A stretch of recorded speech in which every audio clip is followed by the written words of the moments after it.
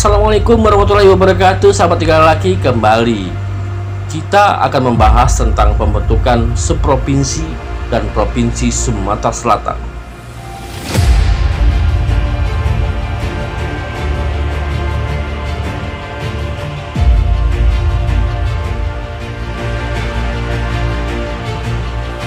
Sahabat Tiga Laki, dengan wilayah yang luas dan sarana komunikasi yang masih sangat terbatas, maka Provinsi Sumatera tidak dapat bekerja efektif. Hasil musyawarah residen di Bukit Tinggi tanggal 17 April 1946 yang menganggap perlu Provinsi Sumatera dibagi-bagi wilayahnya.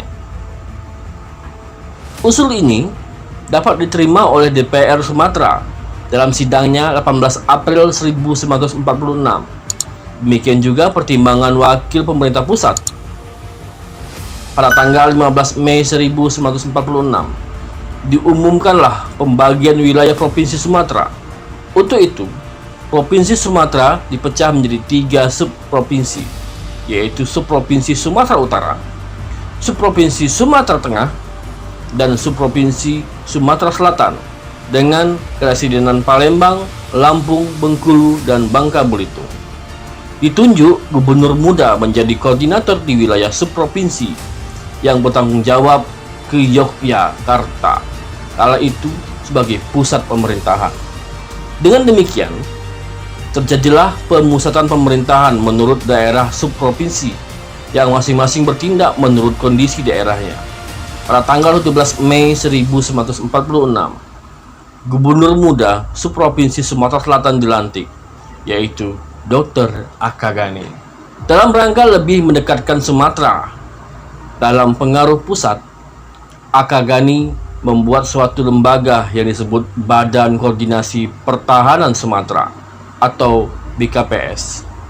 Lembaga ini adalah suatu wadah go-between di mana gabungan antara unsur pemerintah sipil dan militer bekerjasama dalam tugas-tugas pokok tertentu. Dibentuk pada tanggal 27 Agustus 1946, BKPS yang didirikan di setiap keresidenan bertujuan untuk mengurus kepentingan yang mencakup bidang-bidang pokok seperti keuangan, persenjataan, polisi militer, pengadilan, kesehatan, dan mobilitas rakyat. Menurut peraturan BKPS, setiap rencana proposal dan keputusan untuk tujuan membangun pertahanan dan administrasi pemerintahan haruslah melalui BKPS. Dan untuk itu, Presiden langsung diangkat sebagai Ketua BKPS di setiap keresidenan.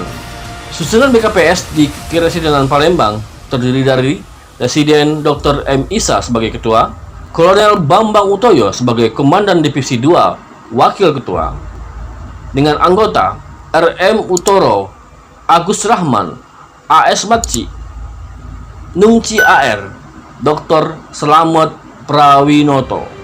Untuk tingkat provinsi Sumatera, ketuanya adalah Gubernur M. Hasan dan Akagani adalah wakilnya, dengan kedudukannya sebagai wakil Kementerian Pertahanan di Sumatera.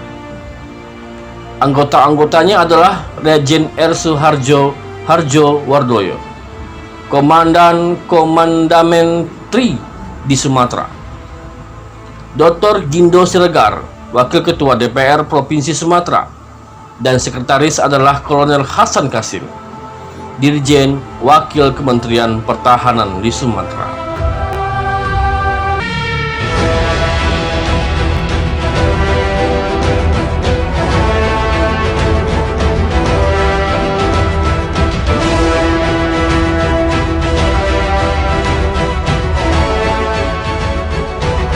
Pada tahun 1946 dan 1947 adalah masa provokasi dan agresi militer Belanda di Indonesia menjelang akhir tahun 1946. Belanda membuat provokasi yang dijawab oleh rakyat, laskar dan prajurit dalam bentuk pertempuran 5 hari 5 malam pada tahun baru 1947. Selama terjadinya kontak senjata ini, pimpinan pemerintah sipil ikut aktif mengikuti jalannya pertempuran dengan menempatkan markas daruratnya di rumah almarhum Demang, Juragan di daerah Kenten. Dengan adanya garis kebijaksanaan dari pemerintah pusat, diutus mantan Presiden Palembang, Dr. Akagani, dalam kedudukannya sebagai Menteri Kemakmuran dan seorang pejabat lainnya untuk membicarakan penghentian tembak-menembak di Palembang. Perundingan dilaksanakan di Starkweer tentara Belanda di dalam benteng Kota Besar. Pemerintahan setempat diwakili oleh Gubernur Muda Sumatera Selatan, Dr. Isa, Panglima Divisi 2, Kolonel Bambang Utoyo, dan Wali Kota Palembang, Raden Hana. Hasil dari perundingan yang berjalan alot itu adalah pasukan bersenjata, TRI, laskar-laskar rakyat, dan badan-badan perjuangan yang bersenjata maupun tidak bersenjata diharuskan mundur sejauh 20 km dari titik pusat kota Palembang, yaitu dari titik kilometer 0. Pemerintahan sipil Republik Indonesia di bawah pimpinan Gubernur Muda Sumatera Selatan merangkap Presiden Palembang, Dr. M. Isa, lengkap dengan aparat kepolisian dan pasukan Angkatan Laut Republik Indonesia di bawah pimpinan Kapten Angkatan Laut Republik Indonesia Saroinsong yang berkedudukan di Bom Baru akan tetap berada di dalam kota Palembang. Penghentian tembak-menembak mulai berlaku pada tanggal 6 Januari 1947 pukul 00 waktu setempat dengan diiringi gerakan pengunduran pasukan mulai pukul 6 pagi tanggal tersebut. Walaupun pemerintah Republik Indonesia serta kepolisiannya serta Angkatan Laut Republik Indonesia masih berfungsi dalam kota Palembang, namun dengan mundurnya tentara dan kesatuan-kesatuan perjuangan 20 km keluar kota menjadikan pihak Belanda dapat bertindak leluasa. Aksi militer Belanda yang pertama dilakukan pada 21 Juli 1947 dengan menyerbu segala garis pertahanan Republik Indonesia secara mendadak. Dengan berlangsungnya aksi militer pertama dari Belanda tersebut, maka pemerintahan sipil Republik Indonesia di kota Palembang tidak berfungsi lagi. Namun, Gubernur Muda Dr. M. Isa dan beberapa pejabat lainnya untuk beberapa waktu masih tetap di tempat. Mereka tetap dalam penjagaan pihak Belanda. Bahkan, Dr. M. Isa berkali-kali ditahan dan dikeluarkan. Dengan didudukinya Palembang oleh Belanda, maka Gubernur Muda Dr. M. Isa pada bulan September 1947 hijrah ke pedalaman untuk menjalankan pemerintahannya di Curug Keresidenan Bengkulu.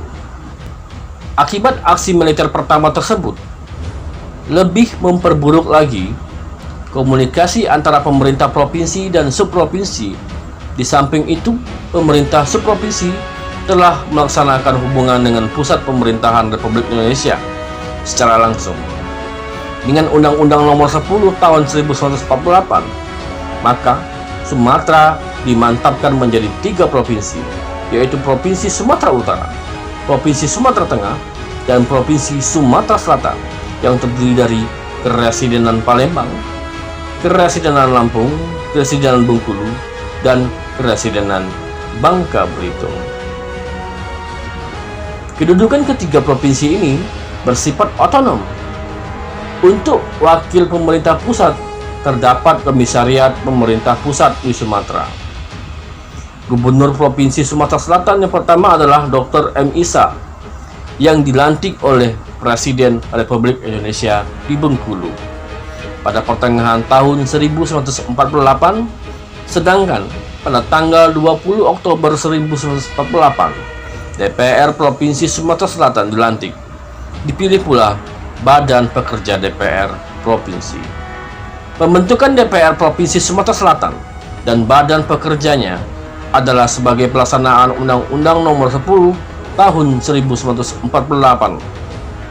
Demikian juga telah diserahkan kekuasaan umum, yaitu kehewanan, sosial, pertanian, pendidikan, pengajaran pendidikan, penerangan, kesehatan, dan pekerjaan umum.